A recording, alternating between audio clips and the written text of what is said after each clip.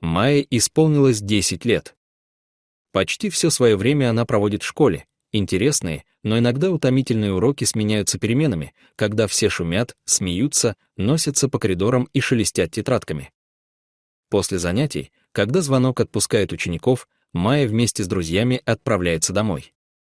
Они бодро шагают, обсуждая всякие мелочи и домашние задания, и то, что самая трудная часть дня уже позади. Так выкраивается лишнее время, чтобы побыть подольше не в душных классах, а на свежем воздухе.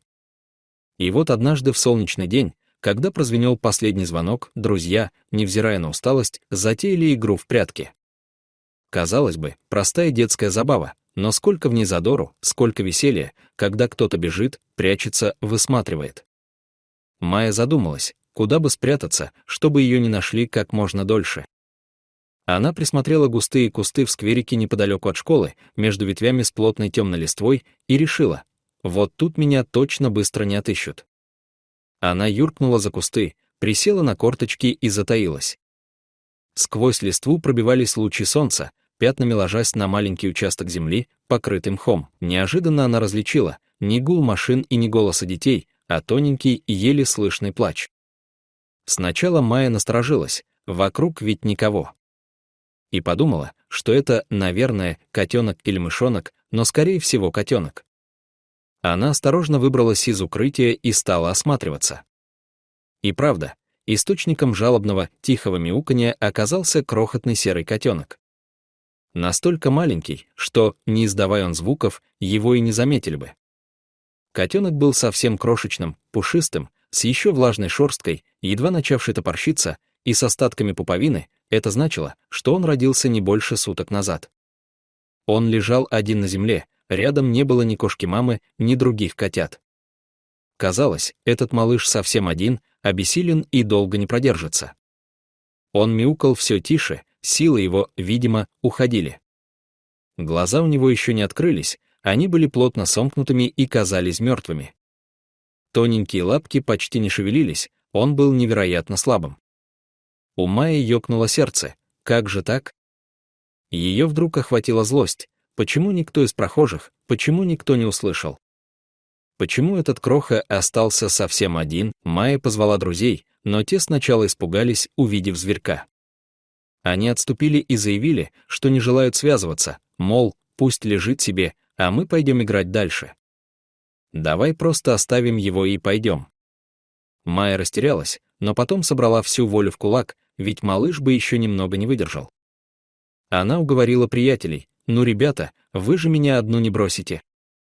Те немного смутились, но скорее засмеялись. «Ладно, ладно, давай поищем, где тут кошка». Они начали оглядываться по сторонам, негромко выкликая. Кис-кис, кошка-мама, все вели себя как-то странновато, нервничали, кто-то пугался. Но поиски мамы котенка ни к чему не привели. Ни тонкого мяуканья откуда-то сверху, ни хриплых откликов вдали, ни легкого шороха, ничего. Поблизости вообще не было видно кошек, ни одна не отозвалась, ни одна не пришла. Майя поняла, в таком состоянии котенок на улице не выживет. В свои 10 лет она уже достаточно взрослая, чтобы осознать, она всего лишь девочка, неопытная, но чуткая. Она отпустила друзей домой, попрощалась с ними, надеясь, что ее мама пока не пришла, и понесла кроху к себе. Дома мама Майи сначала удивилась, когда она ворвалась с пушистым маленьким сюрпризом. Она увидела, как в руках у дочки дрожит котенок, как тот тихо мяучит, словно умоляет о помощи. Материнское сердце дрогнуло, и наступил тот самый миг, когда человек, пусть даже еще ребенок, решает взять на себя ответственность за беспомощное существо. Мама сказала: «Давай, дочка, попробуем помочь». Они вместе осторожно положили котенка на грелку, завернув в мягкую фланелевую ткань. Мама объяснила, что малыш наверняка очень голоден и нужно срочно найти подходящее питание, специальное молоко для котят или смесь. На следующий день Майя позвала маму, и они отправились в ближайший зоомагазин. Котенок грелся у девочки за пазухой, а девочка согревала его своим теплом. В магазине продавцы отнеслись к ним с заботой. Они внимательно осмотрели крошечного, только начавшего жить котенка. Им даже показалось, что он пошевелился, наконец-то откликнувшись на тепло.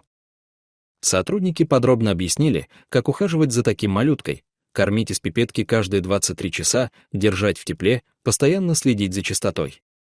Они рассказали, что котенка, оставшегося без матери, нужно стимулировать к мочеиспусканию, протирая мягкой влажной салфеткой. Обычно кошка-мама делает это языком. Майя и ее мама запомнили все наставления и поблагодарили работников зоомагазина. Теперь у Майи в руках лежало что-то нежное, беззащитное, и она чувствовала себя и заботливой опекуншей, и другом, и старшей сестрой. Первые дни стали настоящим испытанием. Котенка нужно было кормить каждые несколько часов, даже по ночам. Майя с мамой постарались составить график. Мама вставала утром, Майя просыпалась и кормила, потом через пару часов снова мама, а если приходилось подниматься ночью, тоже Майя. Котенок был таким крошечным, что легко умещался на ладони и абсолютно беззубым. Он дрожал, а когда получал еду, смаковал ее, тихо урча, будто говорил спасибо. Потом сразу засыпал, и весь дом наполнялся его тихим дыханием, маленькими царапающими движениями лапок. Через неделю котенок начал понемногу крепнуть. Его шерстка становилась пушистее, словно набирала сил. Глаза, сначала только чуть приоткрытые щелочки, медленно, к концу второй недели, раскрылись полностью.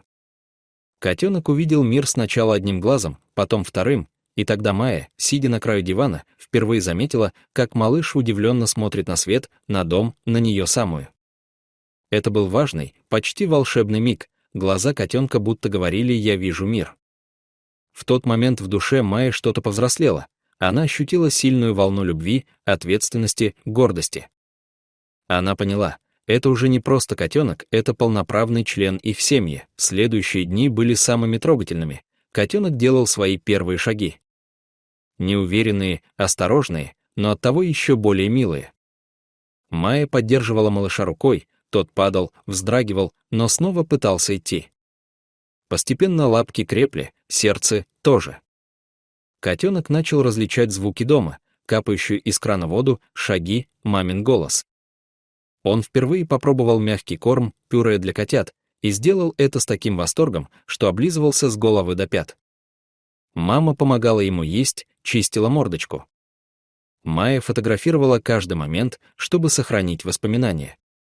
Котенок остался у Майи, получил кличку Сэм.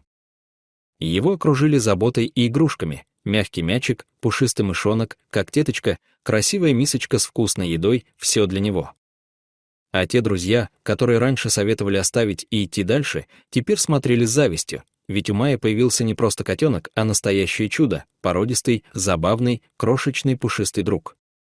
Они восхищались тем, какая она ответственная, какая любящая хозяйка. Со временем котенок рос, научился прыгать на подоконник, ловить солнечные зайчики, катать по полу шарик, мурлыкать на коленях, приносить в зубах маленький пальчик или тряпочку. Майя гордилась, она обеспечила безопасность, жизнь и заботу существу, которое могло погибнуть. И друзья постепенно меняли свое отношение, начинали понимать, как важно помогать тем, кто в беде. А котенок с каждым днем становился все крепче, веселее и шустрее. Так в жизни 10-летней девочки появилось особенное создание, маленький пушистый друг, которому она подарила дом, имя, любовь и радость. То, что началось со случайного крика в кустах, обернулось историей дружбы, ответственности и тепла. И каждый вечер, когда уставший котенок прижимается к Майе и тихо мурлычет, девочка знает, она поступила правильно и стала чуточку взрослее, немного мудрее, но зато навсегда счастливее.